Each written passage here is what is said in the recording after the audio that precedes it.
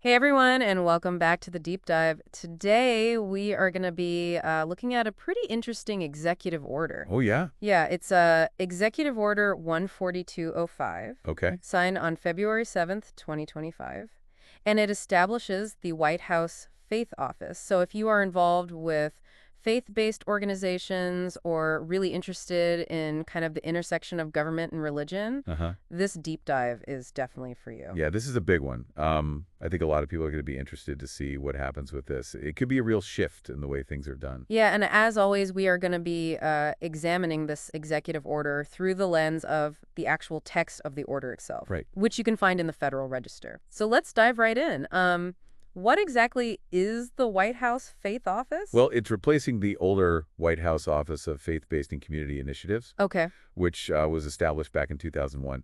But I think the really interesting thing here is the name change. Yeah. They dropped community initiatives. Okay, so that's a pretty subtle change, but I'm already kind of like, what Right. does this mean? Are we moving away from that broader community focus to something a little more, I don't know, faith-centric? It's possible, right? The previous administration really emphasized collaboration with all sorts of community organizations. Uh-huh. This one seems to be zeroing in on faith-based groups specifically. It'll be really interesting to see how that plays out. Absolutely. And you know where this new office is going to be housed? Within the Domestic Policy Council, Okay. and it'll be headed by a senior advisor.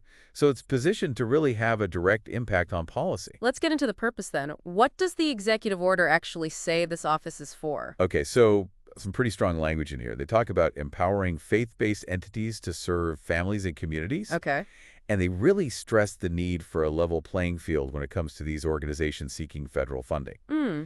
And it explicitly mentions ending religious discrimination by the federal government. Now I'm curious, what does level playing field actually mean in this context? I mean, is it just about equal access to funding, or could this mean, preferential treatment?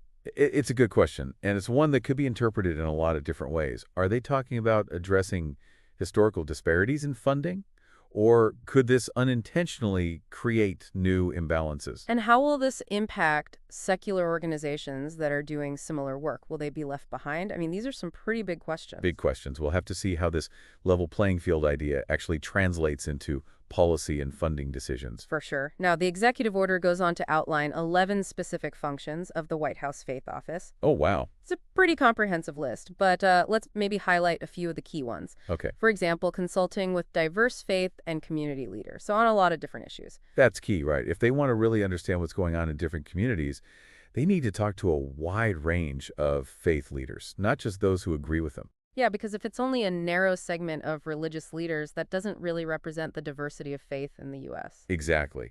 The faith office is really going to live or die by how well it engages with all those different viewpoints within the faith community. The executive order also mentions making policy recommendations to the president, so about things related to faith-based organizations. That's a lot of potential influence. It is, yeah. And it kind of brings us back to that question about the separation of church and state. Right. If they're actively shaping policy, we need to be really careful about potential conflicts of interest or undue influence. Absolutely. So those boundaries and safeguards to keep those lines clear, that's going to be really important. Definitely. I mean, that separation of church and state, it's a bedrock of our democracy. People are going to be watching very closely to see how this plays out. Another thing they're tasked with is showcasing innovative initiatives by faith-based groups, so really highlighting the positive things these groups are doing. And a lot of faith-based organizations do amazing work in their communities. Yeah, for sure. Showcasing those success stories, best practices, that can really help promote effective community engagement. Absolutely. But again, it'll be interesting to see if that showcasing leads to a preference for faith-based approaches,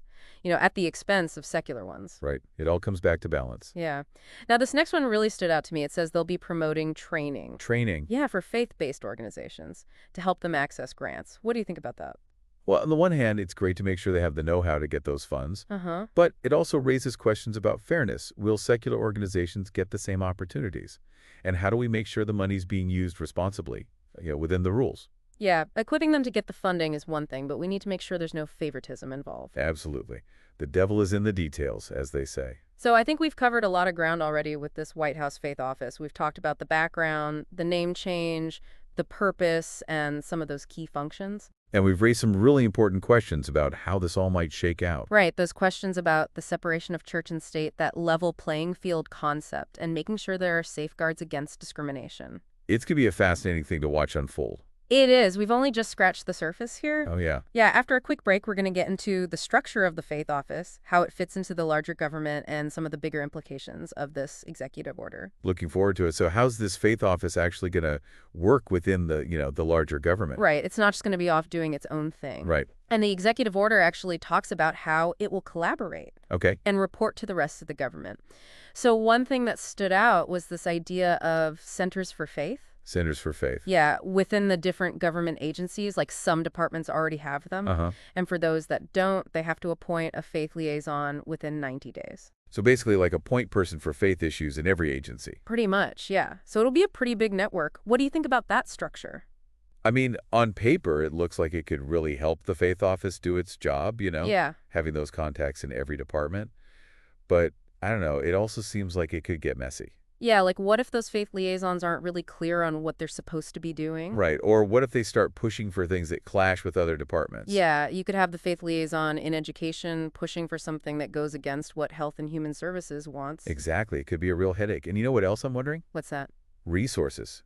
Are they going to give these faith liaisons enough staff, enough funding, to actually make a difference? Or are they just going to be ignored within their own agencies? Right. And how do we even measure if they're doing a good job? Will there be clear metrics? It just seems like it could be a real black box if they're not careful. Totally agree. Transparency is going to be huge here. Okay, so let's zoom out a bit and think about the big picture. The potential impact of this faith office.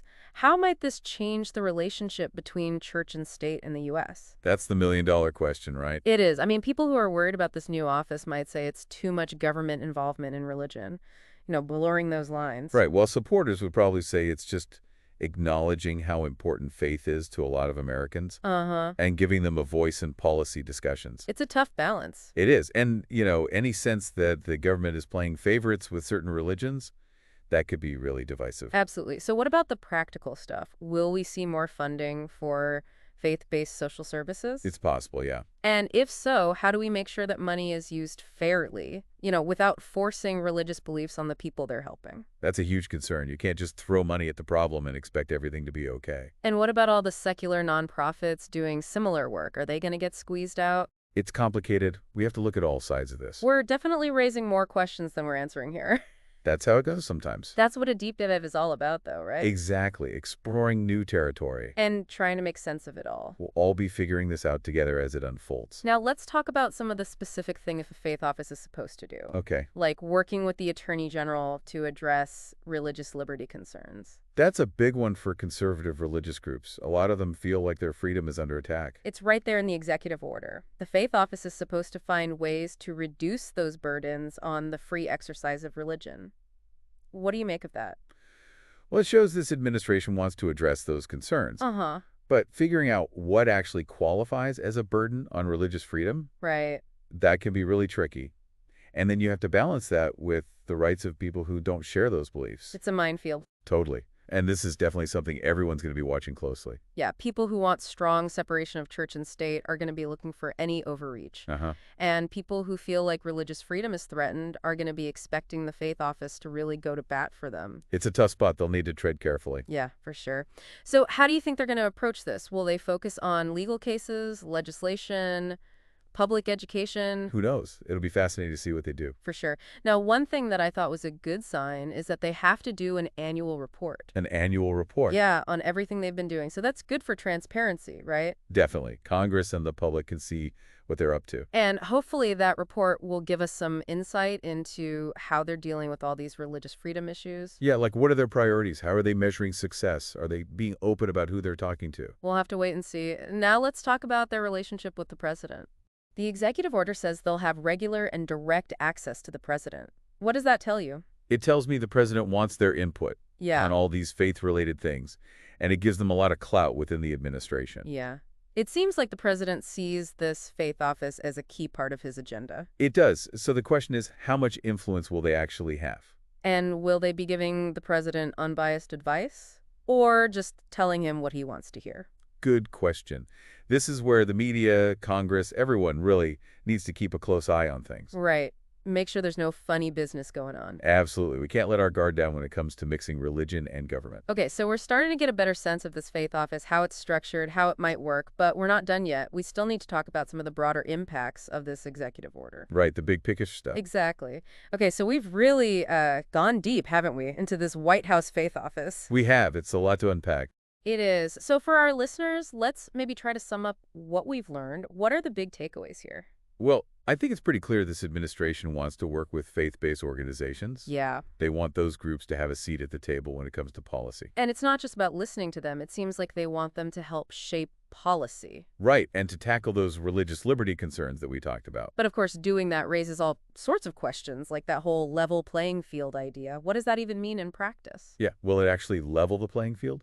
Or will it tilt things too far in one direction? And what about those secular groups doing similar work? Exactly. There are a lot of potential unintended consequences here. So we really need to keep an eye on how this all plays out. Absolutely. Everyone needs to be paying attention. The media, Congress, all of us. Right. We need to make sure this faith office is operating fairly and transparently. And that it respects the rights of all Americans, whether they're religious or not. Now, before we wrap things up, I want to throw out one more question. We've talked about how this might affect things here at home. Uh-huh. But what about U.S. foreign policy? I mean, religion is a big factor in a lot of places around the world. That's a great point. How might this faith office influence how the U.S. interacts with other countries? Right, like could they get involved in diplomacy in places where there's a lot of religious tension? Or could they play a role in peace-building efforts? And how will other countries view all of this, especially those with different religious traditions? It could create some new challenges, or maybe some new opportunities. Who knows? It's a whole other layer to this. We have to think about the global implications, too. It's definitely something to keep an eye on. Well, I think we've given our listeners a lot to think about today. This White House faith office, it's a big deal. It is. And it's just the beginning. It'll be really interesting to see how it all unfolds. We'll keep following the story and keep you all updated. So until next time, dive deep, friends.